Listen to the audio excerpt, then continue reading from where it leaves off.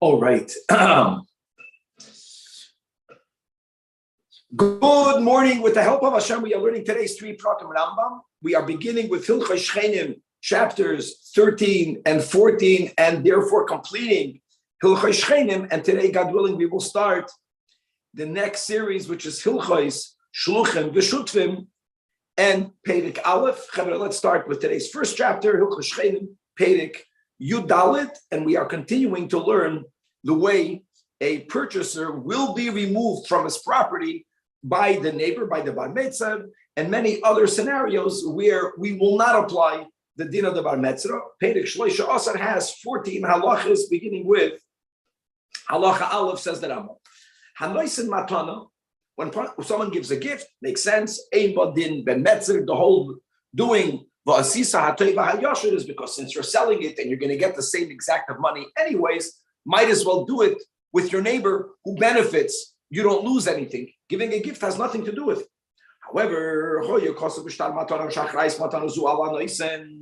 if you have a gift document, but in the document it's written that if the one who gave the gift previously owed money and that debt was linked to this land that's being gifted, if that person, if the Balchoy, if the creditor is going to take the land away from the recipient of the gift, so then the Noisen Matana is saying, I'll have to compensate you. No one does that.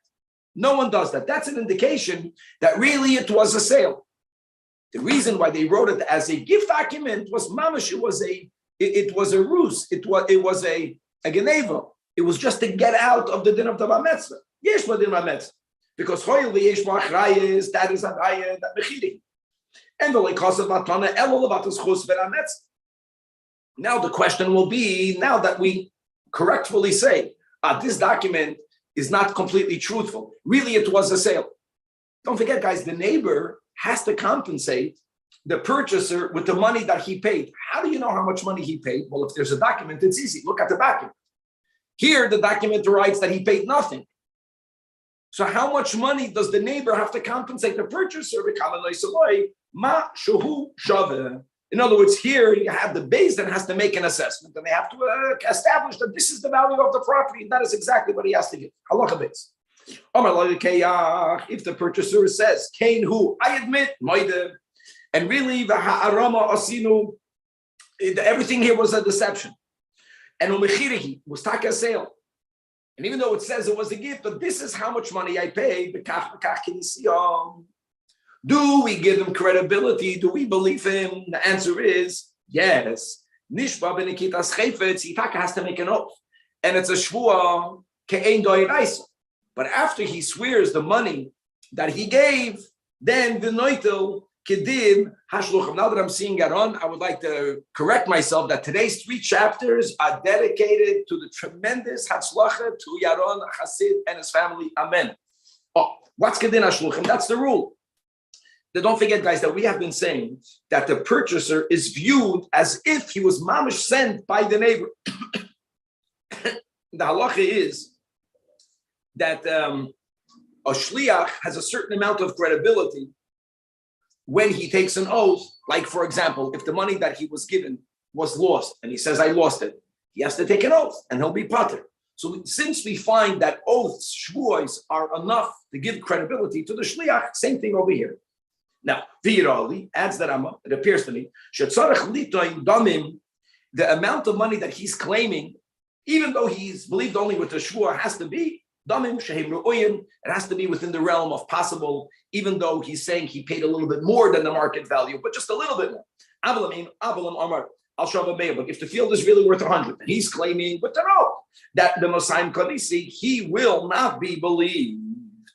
However, let's continue. Halacha Gimel. If in this document, which is a gift document, it says that that I, the gifter, I'm taking upon myself achrayis. That if anyone is going to take the property out of his hand, I'll pay back 200. Right? The fact that they wrote achrayis is a proof that the whole document is a ha'aram. It's a deception. It's really a sale. But there is a number in the document.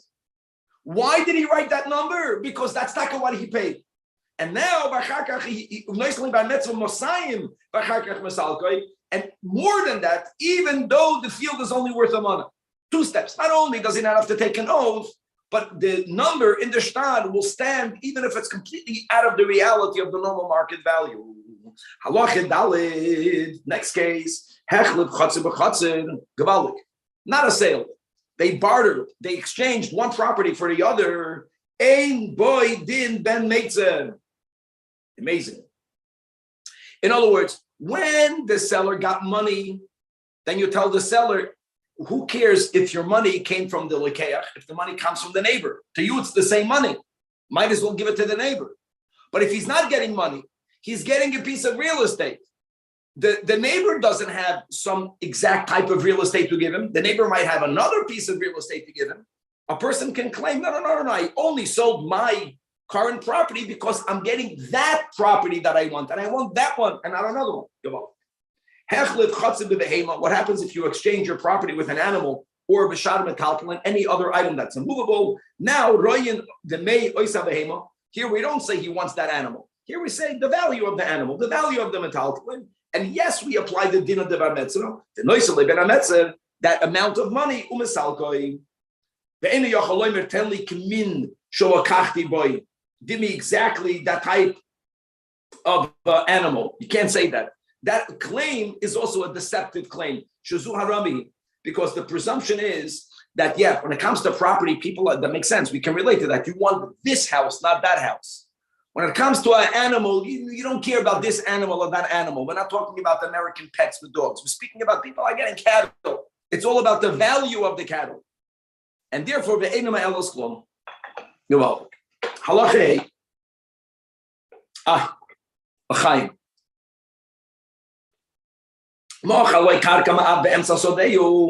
Listen to this, guys.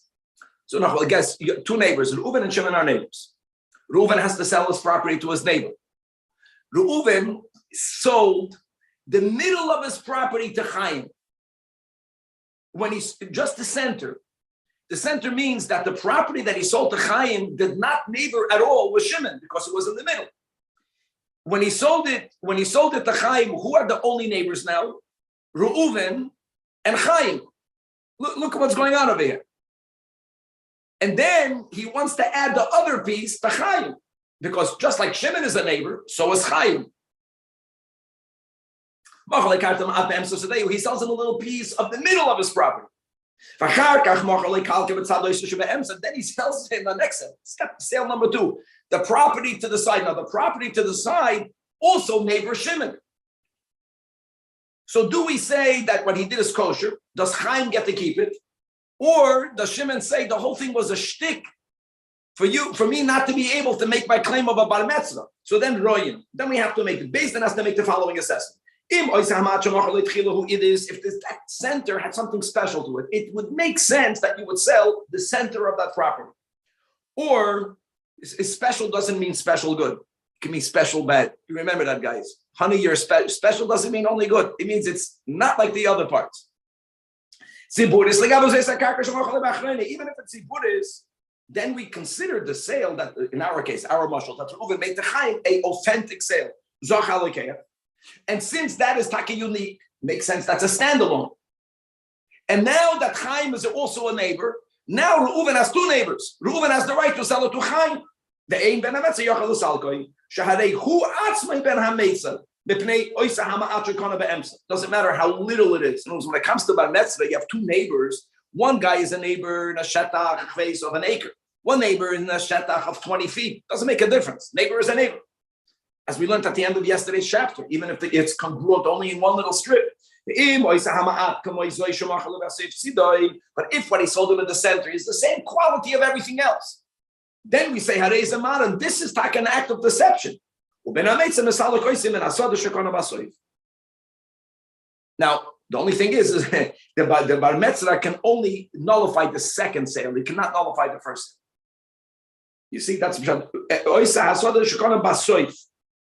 Halacha.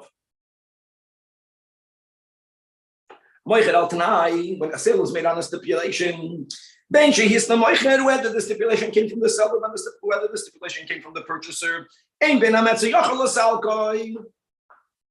HaMetzer cannot step in until all of the conditions were fulfilled. In other words, the loikeach has to fully purchase the karkam. The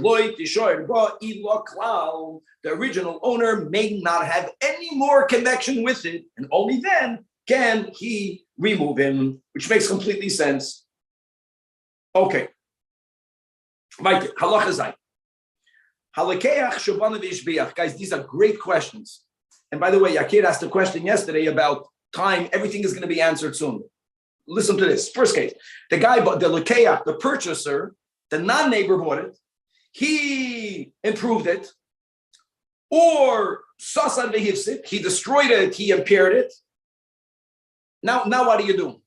Now, in other words, you have to understand, we are looking at the purchaser as if he's a shliach. We're going to see it's not exactly a shliach, but it's as if he was just representing the neighbor. So the din is, first of all, ben ames and misalkoi, and the noisen loy damim haru'uyim loy. He'll have to pay him the money that's appropriate for him. What's that money that's appropriate for him? If the property got more expensive, if the property got cheaper, the amount, first of all, the amount of compensation is not from when the Bal Metzra takes the property. That's step number one. The value of the property is that which was paid during the sale. Why? Because we look at the lekeach like the shliach of the neighbor. In other words, the neighbor was the one that bought it last week or last year. We'll see soon when he comes in. He has to step in at a certain point. So that's number one. Number two, 1 second, then there's something on top of that. But what happens if he invested money or if he made the property, he devalued it? So the price of the land is the price of the purchase. Like a shliach. And not that we say that the lekeach bought it, and now the lekeach is reselling it. If we would look at the lekeach as a real purchaser and now it's a resell, let me just begin with the value of the land itself. If the market went up, he would be able to charge more money. It's never that way. More than that.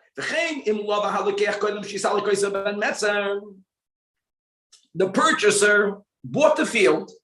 He borrowed money. What happens when a person borrows money? All of their land becomes lien to the debt. So now, if he would be viewed as a purchaser, this land would be viewed as meshubah to the debt. But if the neighbor comes in later, and now one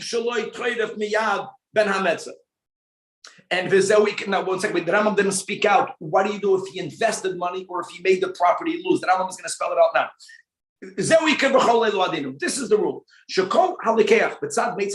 If you buy someone's property, but there is a neighbor there prior to you stepping in, you are viewed halachically almost like a shliach. I'm saying almost because we're going to have a few halachas soon in the chapter that there'll be a nuance difference. But generally, you'll be like a shliach. And when it comes to shlichus, the rule is that the mishaleach always has the right to tell the shliach, I sent you to do something that's good for me, and not to do something that I view as a negative. Improve, don't impair. Therefore, in Ishbiach, if the lekech invested money, he invested 100, and because of that, it's worth 1,000 more. He's only going to get 100. He's only going to get 100. Like the lights up. Now let's go in the reverse. If he did something that devalued the property, the inhifsit, the chafar or vaharas, or yachal peiros, he owes the money to the bar mitzvah. So he paid $100. He made the land worth. He did something that made the land worth $10 less. The bar mitzvah will only pay him 90. The value of the property is not now's value. It's not current value. It's the value of how much the lekeach paid, because the lekeach was already keilu shliach. But and now it's worth $1,000. You get only $100. The $900 profit goes back to the balameta, right? One more time, Yakir. The shliach, right? Invested $100. Now the property is worth $1,000. Only $100 back, not half of the 900 or whatever. Exactly. He only is compensated for the 100, not for what it's worth, because it was never his. When his investment paid off, it paid off for the neighbor. It didn't pay off for him. Wow. It's beautiful. Now, and if he ate produce, they take it away from him. However, that watch, you understand? that which means he's gonna have to pay back. The lekeach has to pay for the fruits that he took. It's not mamash shlichus. Why? Because that's only b'sha'acholan achrei shebo ben hameitzer. Vehevi hamois l'salkan. That kicks in only when the neighbor wakes up. Now, it doesn't matter if the neighbor woke up now, if the neighbor woke up in 10 years, but when the neighbor comes, and it's not just neighbor coming. See, that's another line. A neighbor can come and say, you got to sell it to me. Who says the neighbor has the money? The neighbor has to come with the money. Here, I'll pay you back. Only from then on does the lekeach lose the rights even to the fruit. It's amazing. And the son, he is like a shliach. So the property of the land went up. The neighbor doesn't have to pay the higher value. That we get. Because the lekeach was like only a shliach, but not fully a shliach for the payers. Prior to the neighbor coming. Let's go back. And many more things will become clear now. Halacha ches. If two people bought from, again, Reuven has a neighbor, Shimon. Reuven sold his property to two people, each one got half. The neighbor is only making a claim against one of the two lekuchos, one of the two purchasers. He can't do that.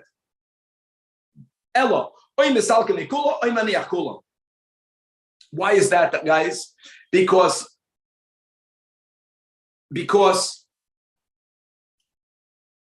if you're saying that whoever bought it from Reuven is your shliach, so then they're both your shluchim. You can't break it in half. I'm sorry. One guy bought from two people.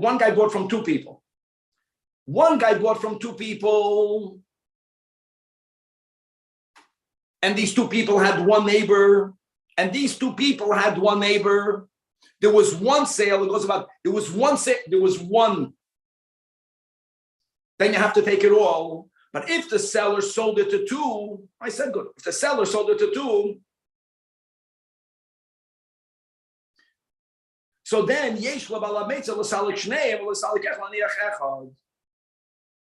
okay, guys, this is the nakuda. If there was one transaction, if the sale was one transaction, the neighbor has to say the transaction was made for me. But that one transaction, all of it is his. If the seller did two transactions, so then the bar metzra can only challenge one of them. That's a lot. Makes a lot of sense. What you cannot say, I'm going to challenge half of a transaction. That you can't do. But if there were two separate sales, you can come in only for one because you're being mevatel an entire one. That's kaval. Halacha.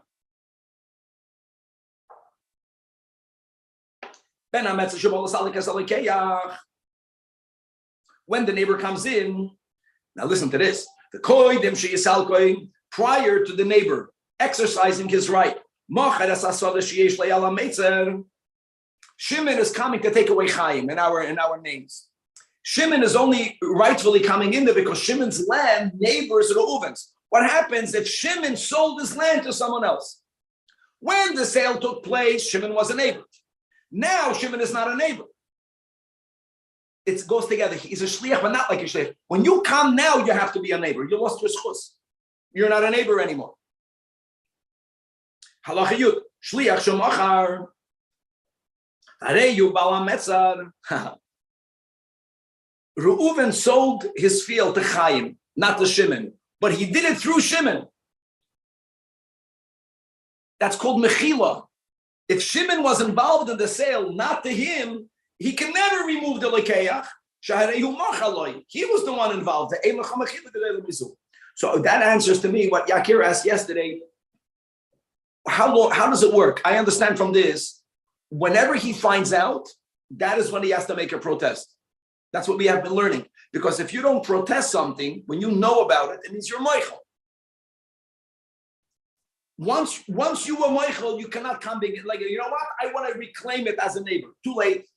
According to this, for the you could say, I didn't know. We're going to get to that soon. I think that Rambam addressed it in this or next chapter. And because of the Emo Dover Soif, not so much. Halacha Yudal. Rabbi. Yes. Rabbi, what does it mean he sold it through him? What was Shimon's activity in the sale? I'll tell you, Danny. Okay, Reuven and Shimon are neighbors. Reuven is selling the land to Chaim. Shimon is, let's say today, the broker. That's the way I understand it. He is the broker. Aha, got it. He's involved. He's involved in making the transaction happen. Halacha Yudal. Next, this case is amazing, fascinating. Bal Choiv Shel Moichem. So again, Reuven is the Moichem. Reuven owes money. This whole land was owed already to someone else. Bal Choiv Shel Moichem Shetanaf Hasadim Yal Bal Meitzar. So what's what happened? Reuven sold it to Chaim. Comes along Shimon. Shimon says, Chaim, you're not. It's mine. Shimon takes it. After Shimon takes it, Reuven, who owed money to someone else a long time ago, that guy takes the land away from Shimon. So what happens? What does Shimon do? The Shimon, who's the Baal Meitzer, choizel b'noitel min halakech shesilkoi. There's a revolving thing going on over here that they're going to have to come to an understanding with themselves. And this is unbelievable.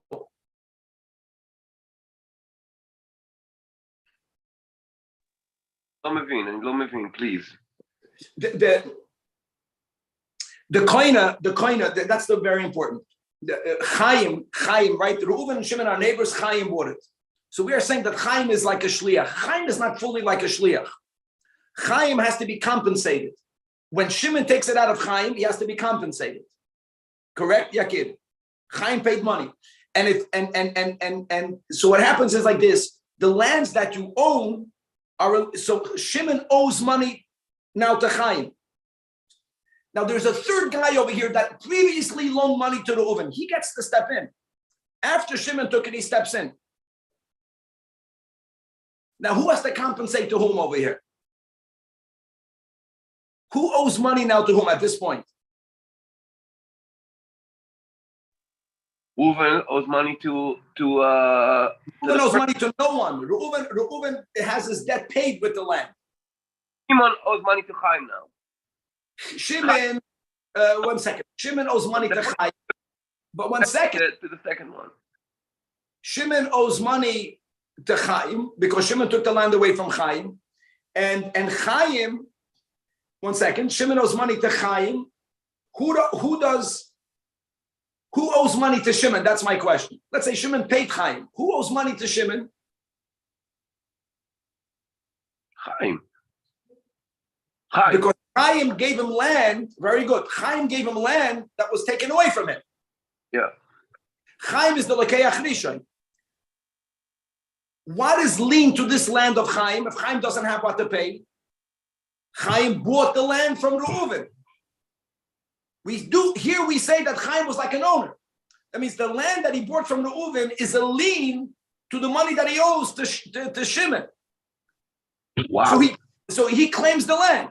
When he claims the land, Shimon says, I'm the neighbor. Shimon takes the land. When Shimon takes the land, the creditor comes to Shimon and he says, no, the land already belonged to me. Wow. So here you have a cycle that at every point, there's someone else that has a right to the land. No one will end up with the land. In this case, they're going to have to come to an understanding. And everyone is going to lose over here. No one will be able to be muhsek in the land. Because at every phase, there's another halacha that gives someone else the right to the land. All of this, guys, I know is predicated that even though the Rambam says that Chaim is like a shliach to Shimon, not mamish, like a shliach, but here we view him already as a purchaser, which has to be compensated. And there's a certain ownership of the land that can become linked to his debts. That's the word. Okay, weiter. Halacha Yud Gimel. Cotton shoy ben meitzar. Ro based in Shuschusiloi. When the cotton is a neighbor, if it's beneficial for the cotton to make claim, it's alkum le'esalukeyah. Or yitlu lo'chelik im shar bala meitzar. If the cotton is one of the neighbors, k'moy sheyiru. In other words, that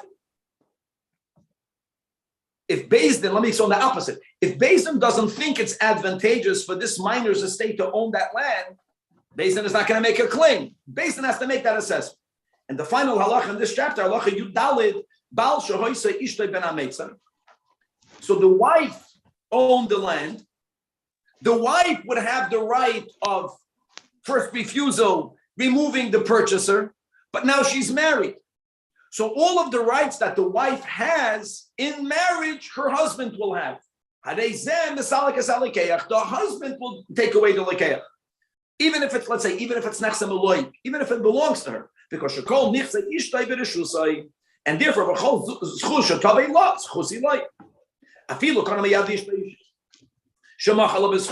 now, even if the purchaser, if the lekeach made a kinyan, he knew that the wife is a neighbor. He'd be prior to the lekeach getting it. He made a kinyan that she's never going to claim it. She doesn't have the right to give away something that doesn't belong to her. The rights, the financial rights that the husband has in her estate is not hers to be moichel in a moil. Ella bal misalkoi. Now, the isha the silkas alekeyach. In other words, during the marriage, she doesn't have the right to make these decisions. Right? She has nechsem aloy. The husband should be the one removing the lekeach. She did it herself. Now, like we had before, by the cut in halacha yud gimel, the husband during the marriage can say, I don't want to own it. It's not good for us to own it. So the question is, like, does she have the right to do that? She did it. Or similarly, an eved that did business with the master's money without his knowledge, he removed the lekeach. So then ultimately, they get to determine later whether they'll authenticate retroactively or whether they're going to say, I don't want that to happen. They can be mekayim al yadayim, v'imrotza lo yekayim. And if the husband will say later, no, it's not good for us to have in our portfolio this property. So then she had no right to remove the lekeach, and it goes back to the lekeach. The tasa lekeach v'yachzer adamim, obviously. Okay. Now we're going to learn kind of the last chapter in Hilchos Shchenim. After learning the dinim of bar metzra, the Rambam is going to word like the question is like I'm not just yakid elo davar soif. Stop. When you sell a property, what would be the ideal way of selling it in a way that no one later can take it away from you? Now that we have this din of the bar metzra, so this is the procedure of selling property. We're going to have it. So a short chapter of 5 hours. If someone is making noise, maybe it's the gaba. If you can just put it on mute. Halacha aleph. If you want to sell your land, Hevi ben ametzer shaloi with Hevi ben ametzer shaloi. That's the way to do it. If I'm buying someone's property, I should, if I could, bring all of the neighbors to Beis Din. And I should tell to them, and I'm doing this in the base, I'm telling the neighbors, see the beauty today with technology that I think halachically this can be done via electronic communication. But prior to the purchase, I, the purchaser, am notifying in front of the Beis Din. I'm planning to pay this guy kach v'kach. You guys have the right, first right of refusal. Okay. So if you want, kanei. The imlab, and if you cannot pay, and you have to pay now. That was my point, is that when you find out, you have to step in right away. You don't get the luxury to say, I don't have the money now. Let the guy buy it. And in 10 years, when I accumulate the money, I'm going to remove him. That doesn't work. If you never knew about it, you never knew about it. When you know about it, you got to step in. So if that's the case, make sure he knows about it now. Let him know about it prior to the sale. If you want to buy for the money that I'm willing to pay, and then buy it. And now, the neighbors can never come into complaint. They have to either bring the money, look at the words of the Rambam, not bring the money, miyad, bring the money now. Now, if the neighbor or any one of the neighbors uses the words etrach va'avi, I will work to raise the money, I'll make the effort. Making the effort means nothing here. Because who says you're going to succeed? And even if you're going to succeed, could be you're going to succeed in a month, could be you're going to succeed in a year. That's not just. It's not the Toy the Yasher. The Moichel wants the money now. Ain't Shemim Loy. If he says, not I'm going to raise the money, I have it, I just have to go to my house to bring it. I'm already approved in my bank. I know I'm approved in I just have to go get the document from the bank. Oh, so then, if Beis Din knows that this guy is shaykh to have the money, or shaykh to get the credit line, now, then mamtina loy, then we give him that amount. We wait. But if amud, we don't even say give him the benefit of the doubt. Let's wait. We don't do that. If he's a guy that, as far as we know, is not shaykh to put together the few $100,000, ain't shoymim loy, because we understand he's delaying. Beis Din should respond to him. Listen, now, immediately. He's not given any amount of time. So now you know how to do it. Now, even if the neighbor has the money, but there's something inferior in his money. Either so just to know that coins, then in other words, if they got rubbed out, if they got a little bit diminished, they were still valuable, but not everyone would accept them. Like torn dollar bills, when there's no banks where you can exchange it. That's already a reason for the seller to say, I don't want your money. Right? Means that one guy has US dollars and one guy pulls out of Mexico pesos. They're both with the right exchange rate. But you would still rather have, and that's what we hope, we Americans, we think, you would rather have a US dollar. If there's something better in the money from the purchaser, the Ben Meitzad loses his rights. He can exchange it, takes time. The Moicher says, I don't want to wait. I want the money now. Make sure the neighbors know prior to your purchasing. That's the point. Now, another thing, if the purchaser wants to buy it to build houses, Ben Meitzad wants to use it for planting. What is more important? What is more needed? Homes for people to live. Because of Yishuv Haaretz, this goes to the Holy Land only. And ve'ein bandin ben metzah. Halacha base. What happens if the Lekeach doesn't make this announcement in Beis Din like he writes in Halacha? The Lekeach walks over to the neighbor, man to man, and he tells him, listen, Harei 20 ben hametzah shulcha. And your neighbor wants to sell it to me. Should I go and buy it?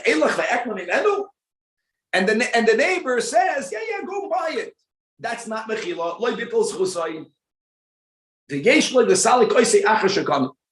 It's when you tell him in front of a Beis Din, I am buying Reuven. Then Shimon has to come and put up the money. If it's the Chaim and Shimon, just because he told them out of court, go and buy it, it doesn't mean anything. But if they made a kinyan, it does. Elam king kanamiyadu. Now, that they have to make a kinyan for his, let's say, mechila to be valid, his out of Beis Din mechila. He was Michael. And then he made the purchase. Clearly, if after Chaim bought it, Shimon was Michael, what does it mean? He was Michael Danik, he helped him. He helped him build a fence.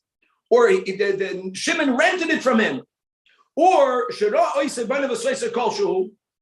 we know, that's the word Yakir. We know that Shimon, the neighbor, saw Chaim doing something and he didn't make a machal. Below eat it.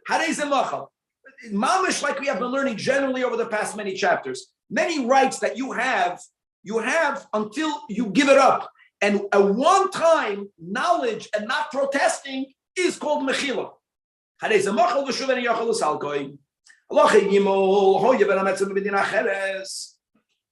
guy's not there.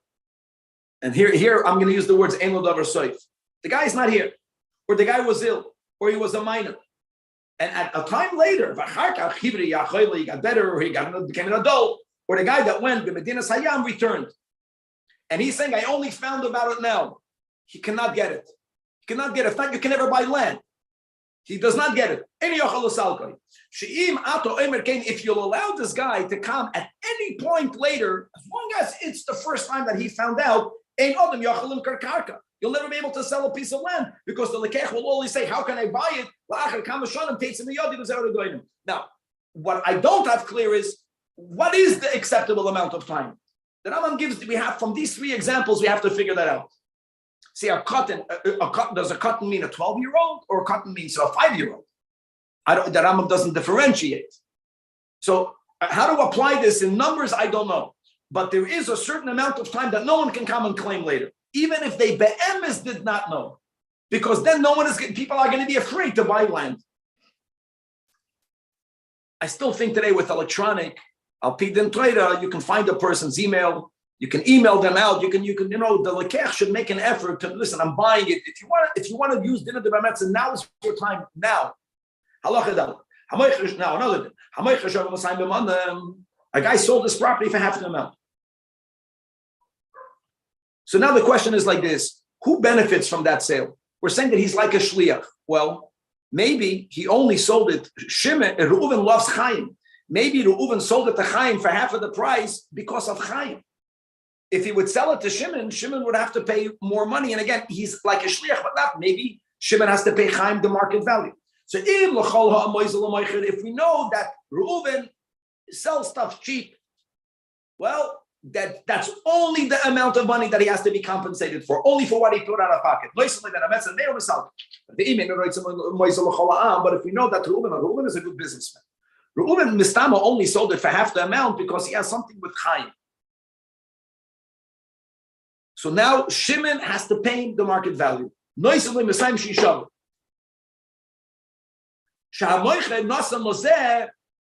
Like the extra $100 was given as a gift. This is great. Here again, in other words, he's not fully like a shliach for this case.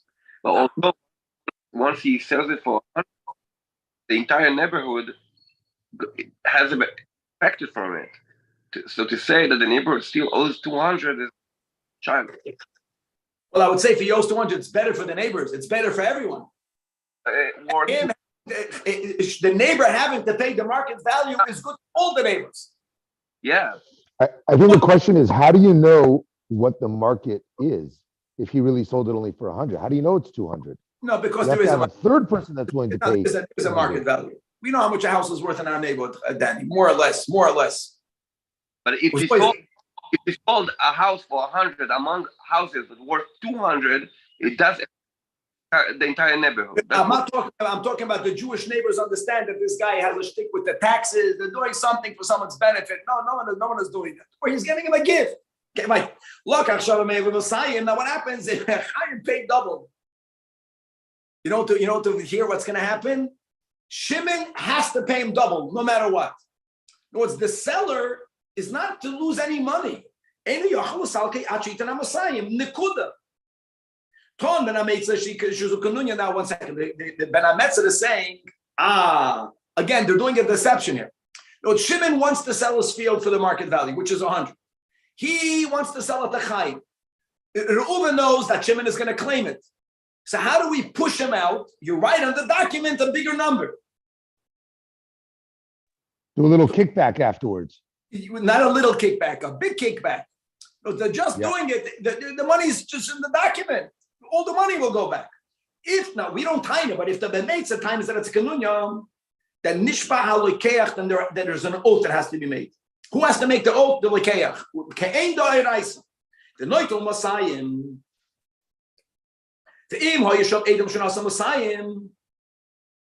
there are witnesses that he paid him the 200, like we just said, he's saying, I know, I'm not arguing whether he paid 200. But you have Edom that he paid 200. Once there's Edom, he doesn't even need to have an oath. In other words, Danny, by the star, the argument was that the deception is he never even paid him. He never went out of pocket. He never even gave him to get back. If Edom witnessed him giving the money, that's it. Now there is a Shua Sasses. Shalakar ben Mosayim. V'niftar. That's what the neighbor can make that oath. Because he's claiming that you stole. It's any you stole 100, and the guy says I stole nothing. Then it's always that the shvur that Rabbanan is always there. The final halacha. Whenever you want to sell land, two people are coming. There's a competition. And guys, the Baal Meitzah is not here. There is no neighbor. Is there any va'asisa hatoiva hayasha when it comes to two people that are planning to buy? Do you have the right when two people come to purchase it to choose one over the other? And how do you make that choice? So there is a broader application of asisa hatoiva hayasha. So here we go. If one of these two people already lives in this town, the other one lives in the surrounding fields. He's like a field neighbor, but he's not a local neighbor. There is this concept of basis ateva yosh. Shochin v'talmud chacham koyim. Karev v'talmud chacham koyim. Shochin v'karev, a neighbor and a relative. It's more important for you to have good relations with your neighbor. Hashochin koyim. And shegam zeh b'chlal hatoiva hayosher. But there's a huge. What's he defining as a shochin here? Because obviously it's not right. Yeah. A non-immediate neighbor. He lives on the block. But 1 second. The dinner the bar mitzvah is so powerful that the bar mitzvah can remove the lekeach, not over here. If the guy didn't do this and he sold it to the non-Talmud Chacham, the Talmud Chacham cannot undo the sale. The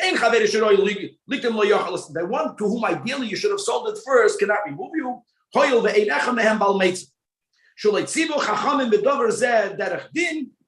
of halacha is not a din elo derech hasidus, meaning nefesh toiva hisha oisakach. Someone who has a generous spirit will express that generosity by doing this. But if you didn't do it, it's like a gabra not on the chefza and chevra berich rachmana the sayon. Thank you, God.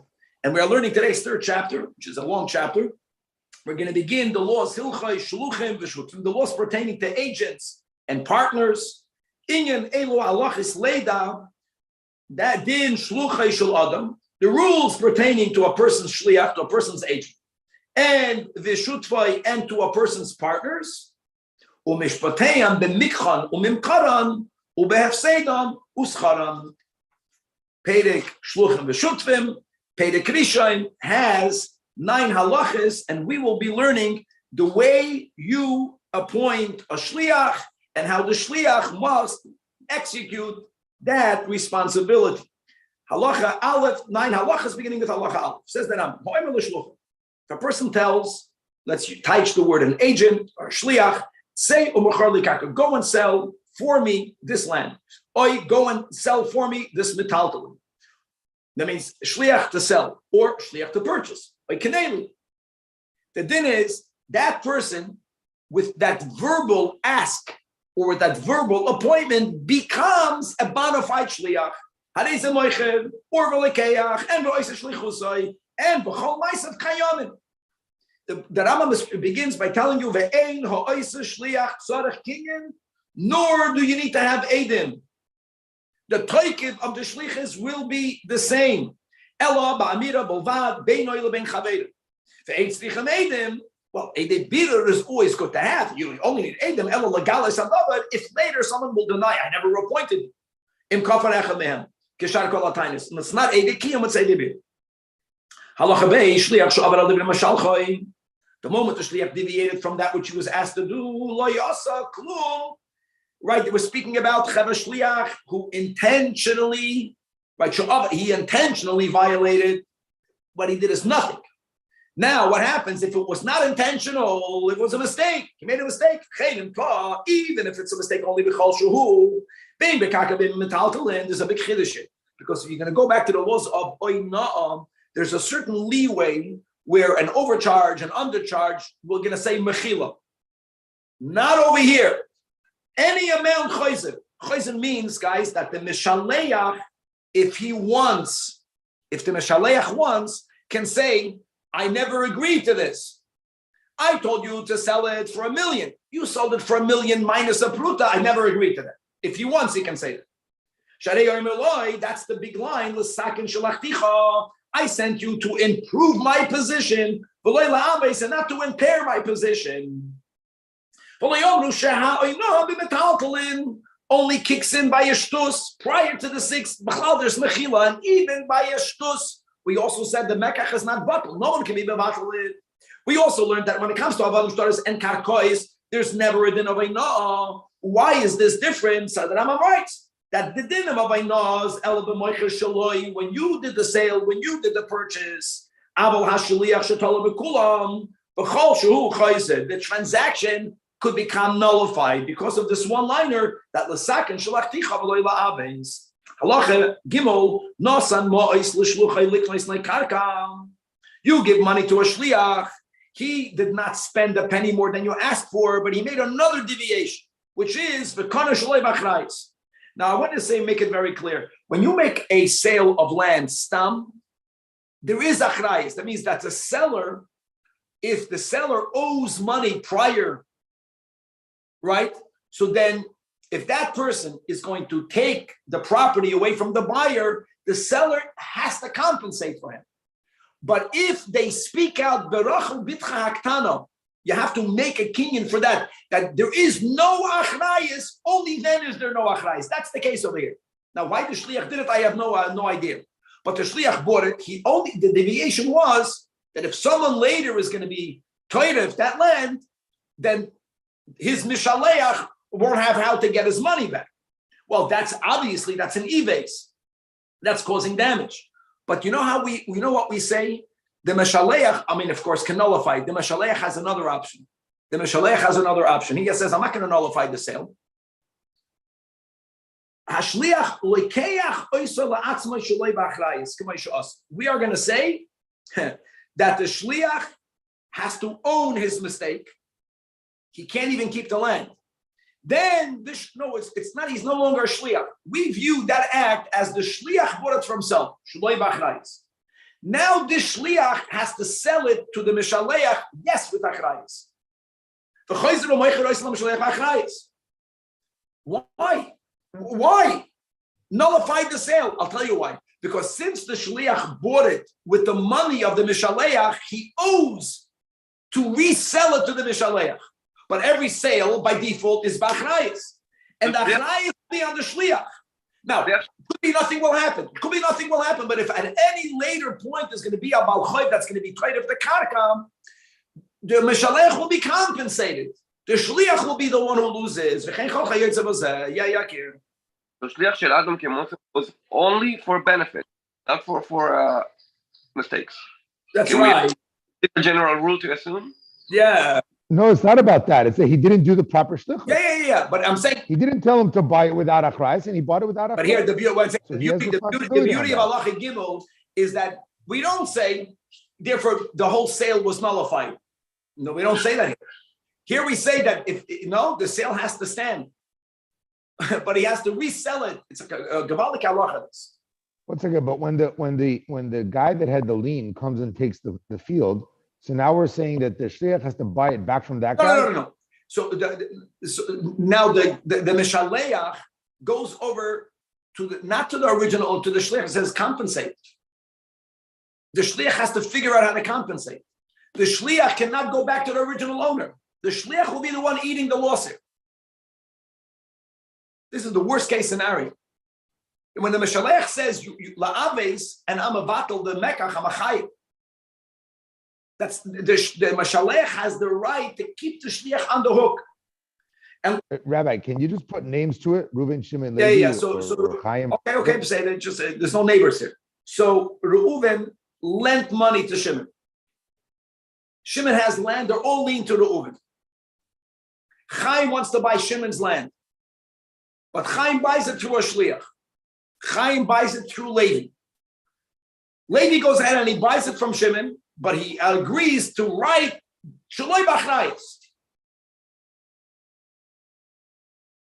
Levi now has to give that land to Shimon, right? Levi is buying it from Reuven. Reuven, the original guy, comes and takes it away, right? No, he had a lien on it. Yeah, correct. So when the Reuven now takes it away from the Mishaleach, so what happens is that the Mishaleach goes to the Shliach and he says, Shliach, pay me for the land. The Shliach has to pay the money and he has no recourses. He can't go back to Shimon because it was his fault. It was he sold it without. In Hisna Olav, if the Mishaleach said that I will accept you as my Shliach, even if you do something that impairs me. If that is what he said, then the Shliach has a lot more power.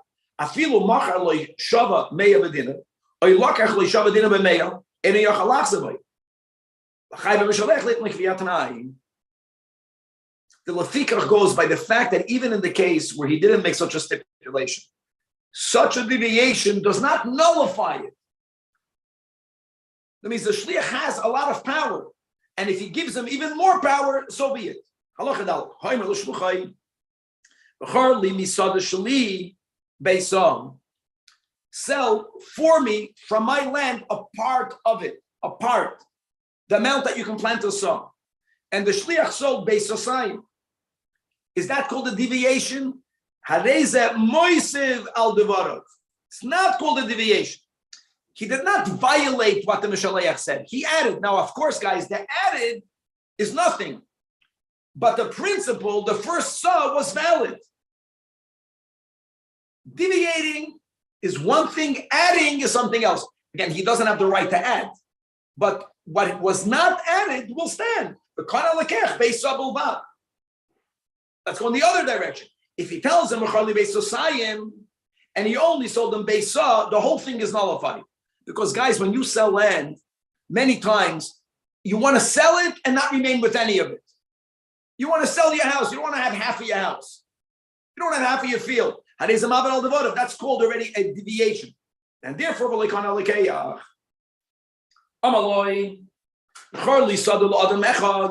sell me my field to one person. And here also, wow. And I want you to know why. Why is that?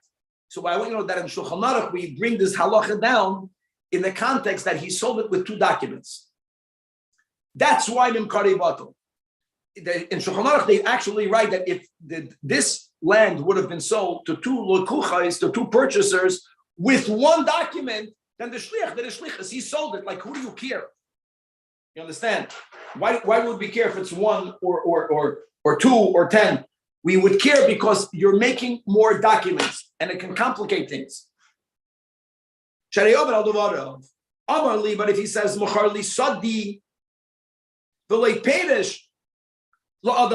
which we interpret again in Shulchan Aruch, that it's about documents, so then I feel because the guy did what he was told to do.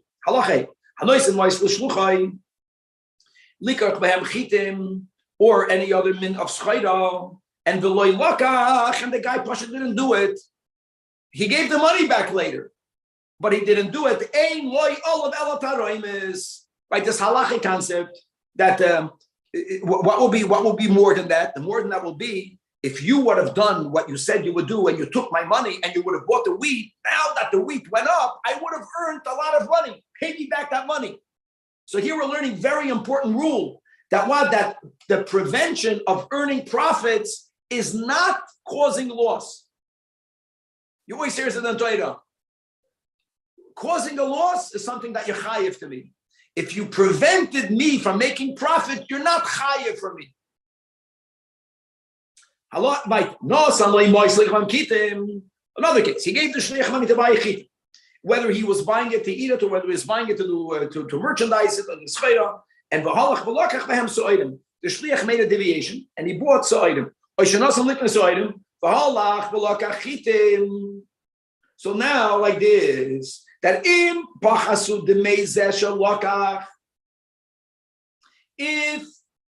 if what? If the schayda became cheaper after he bought the so'idim, the price of so'idim went down. Now, don't forget, if he would have done what the Mishaleach said, then it would be the Mishaleach's loss, right? Here, he bought something different than the Mishaleach.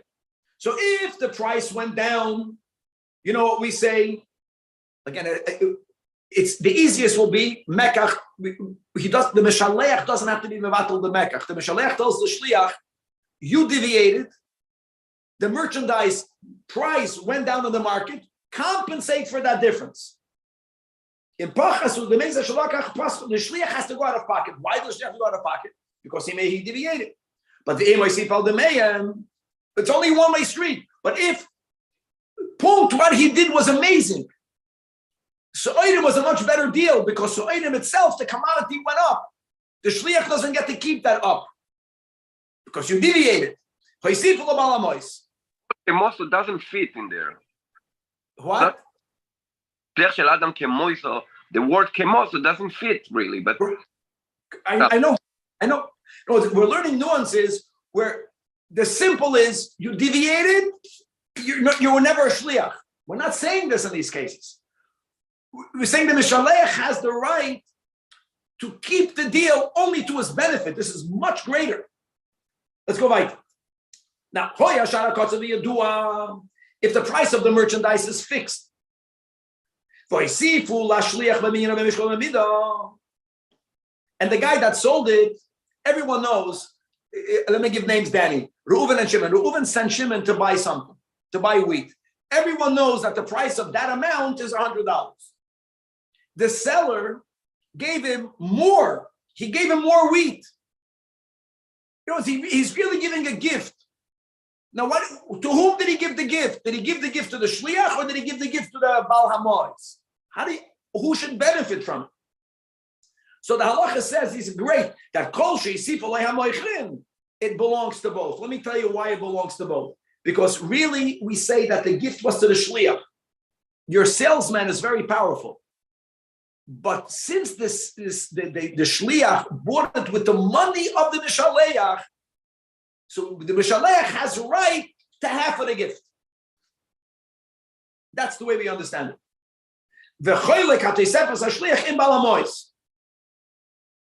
Beautiful. The Rambam doesn't use the word mishaleach because the Rambam is explaining why. The gift was not given to the mishaleach, but since he's the Baal HaMois, he only gives because he's buying, so he has to get part of it, half of it. Now, but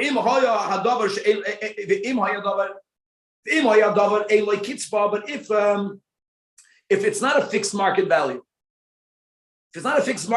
then we don't say that he's giving him a matana. We're just saying it's part of the sale. If it's not fixed value, we say that all of it goes to the Baal HaMois.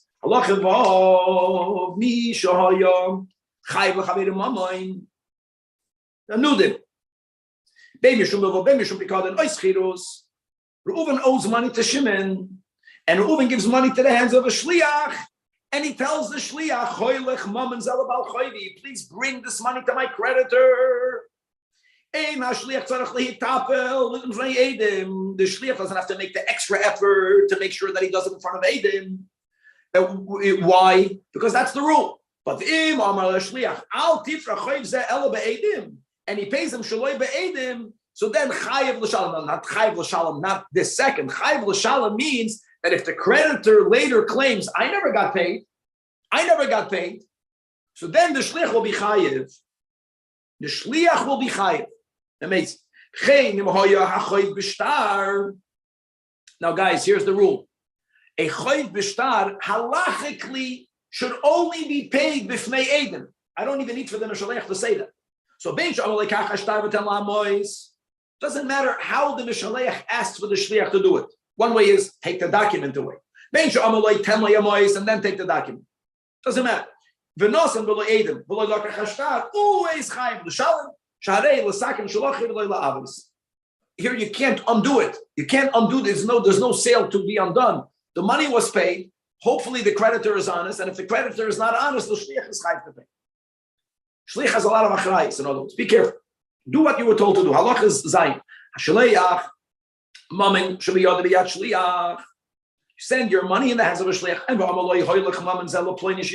please bring the money to so and so. I owe him the money. And in the case of halach in the beginning, he did not have to give it to Eidim. But now listen to what's happening. Hashliach, I did it. What do you do if the balchayv or the worker or whoever the Mishaleach owed the money to says, Lo Lakachti. Never got it. I want you to know that, first of all, Shlashton Omnim is more than what you think. Whenever there are parties that are denying such cases, the best eitzah for Rabbanim to know is get everyone together in the room. I want you to know that many times when me and you are having a different narrative, I have the option of exaggerating my narrative because you're not present. If you're going to be there, it could be resolved just by that. You get them all in the room. Now, they're all three together. And each one is saying a whole different story. So this is the system. The Shaliach, HaShaliach, Nishba Heses, Shenosan. To whom does he swear? Not to the Mishaleach, guys. Not to the Mishaleach. No, it's the Baal Choiv is telling the Shliach, you never gave it to me. The Shliach swears, I did give it to you. It's amazing. The Apoyel of Baal Choiv, they swear Heses that they did not take it. And what happens now? The Mishaleach, the guy that owes the money, has to pay. And the Shliach won't be held responsible. We're going back to the case of Halacha Rav in the beginning. He did not have to pay it in front of it. The Shliach did nothing wrong.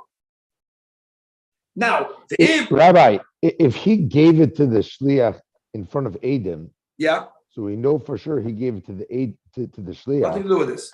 So does he have any claim to say, hey, I gave it to him? No, whenever it's a debt that halachically does not have to be paid in front of Adam, and the Mishaleach never told him pay it before Adam, the Shliach did nothing wrong. The Shliach is claiming, I did what you told me. Now, even if the Shluchim were two, you can say that should at least be used by the principal, by the Mishaleach, for him not to have to pay the creditor, because two Shluchim are being made. It's not true. They're considered Negeh Be'edusam. They have a vested interest. Because don't forget, if they did not pay, then the Shluchim, the Eidim would owe money to the Mishaleach. Even now they have to do something here. Vested interest, they're not Eidim. That what? That the Mishaleach has the koyach to be mechayiv a shliach in an oath. Let me repeat that. That the shliach is even in the position that he has to take an oath. When they're all together, there's a tainas vadai. There's someone here, which is the creditor, telling the shliach, you did not pay. If the shliach says, I did what I was told to do. Stam, the shliach comes back and tells the Mishaleach, I paid him the money. The Mishaleach says, you know what, swear. No. You can't do that. You only a chayv shvut. There's a definite claim against you. The shluchim are not present, and the Baal Choiv now comes back to the loiva. Guys, the loiva is the Mishaleach. And the Mishaleach says, no, I paid you through the shliach. The shluchim are not even there. So we learned before in Halacha Zayin that what, in the beginning, that the Baal Choiv has to make a hesed shalei lakach. No, he doesn't have to make an oath. And you don't be a hesed shalei par shliach. Sharei ein kan misha toin olav tanas vade shalakach, for him to have to make a shvua. The only thing the creditor, the loiva, which is the Mishaleach, can do, he can make a statement that I'm putting in a chedim, anyone, machrem haloive chedim stam, anyone who's taking advantage of me, who's trying to get paid twice when I don't have a way of getting out of it, he should be in chedim. That's the most he can make. But no oath has to be taken by the creditor. Who's asking cherim there? Huh? What cherim is that? Not guy. If many people do it. He's machrem. You have the right to do it. Then it's called venting. No, it's more than venting because he's saying I didn't collect the second time. I only collected one time. I know that. That's what the guy's saying. I know. He's just saying some people are not afraid to ganve, but they don't want to be put on a chedim. That's the greatest tool that he has. Same thing with an oath. Can I be mechayiv an oath? You can just put a person and make such a statement. Reuven sheshalach ksav l'Shimon, handwriting. Reuven is writing to Shimon, Mana sheyesh li biyadcha, sholcheu li biyad levi. Here the Rambam is giving names. Shimon owes money. Reuven gave a note. He gave the note to Levi, and in the note, the guy who owes the money is being told how to pay it back. So I want you to know, first of all, Shimon always has the right, even in this case, to say, I don't want to pay it back to a third party. Later, you're going to claim you never got it. He doesn't, he's not mechuyev to pay. But if he pays, that's the if. He's good. He's good because he has that note. He has the note from the lender.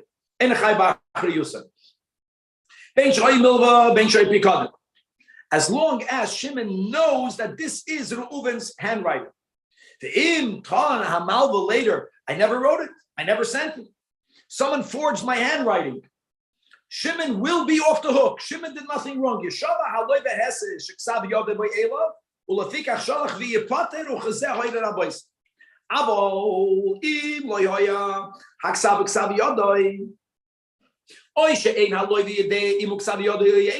there's a doubt here, which is amazing. There are times, this is done nowadays when a get that's being written in one city is going to be sent to a beis din to be given to the woman in another city. So they make simanim that only these parties know. Like on the third line, on top of the 8th letter, I made a little needle hole. Not in the letter, in the parchment above it, or in the paper above it. Even if there were such simanim, it's not enough. Someone else came in here, but I'm not going to be the loser if someone else got involved there to trick. They tricked you, not me. Now Shimon Chai ba'achar Yusuf Yerushalayim Reuven. What can Shimon do? The most he can do, again, he can make a statement of chayim. You're going to be put in chayim, and if no one stands up, then he'll have to pay. The yesh, now this is a very difficult line to chap. The yesh mishoyre sheyeshava Reuven, that Reuven has to swear.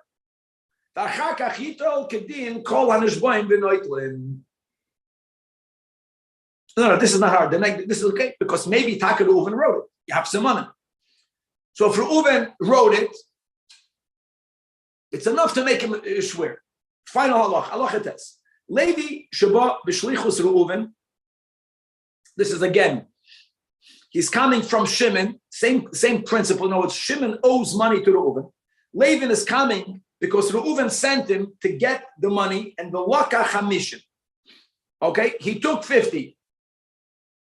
But Reuven I never sent you, Levi, to take the 50. I only sent you to take the 20. I only gave you Rishus, and I only got from you 20. What is Levi claiming? What are you talking about? I picked up 50 and I gave you the 50. Now, by the way, who's Reuven claiming against? Reuven is telling Shimon, you owed me 50. I only got 20. You owe me another 30. There's a claim of another 30. So I guess, Hadei Reuven nishba, shaloi sholcha alolikach esrim, ve'esrim varevi eloi. Why does Reuven have to make that oath? Kedin kol moed sheva mixas. See, this is where it's difficult, guys. You'll never find the moed mixas like this. Moed mixas is always. Is this a deraisa? Is this deraisa? The problem with this. Moed mixas always means that if I owe you money, and I'm claiming that I don't owe as much as you said, I take the oath and I pay the little that I'm admitting to. Here it's mamish the opposite direction. Here, Reuven is not swearing in giving. Reuven is going to be swearing to get. That's the big problem over here. Like, how is he the one that's chayv in the moed mixas?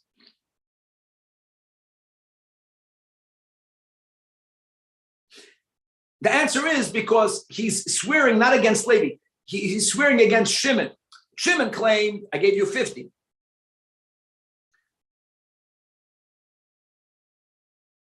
No, I'm sorry. Against Shimon, Reuven is not a moed mixas. Against Shimon, he wants more. He's a moed mixas against Levi.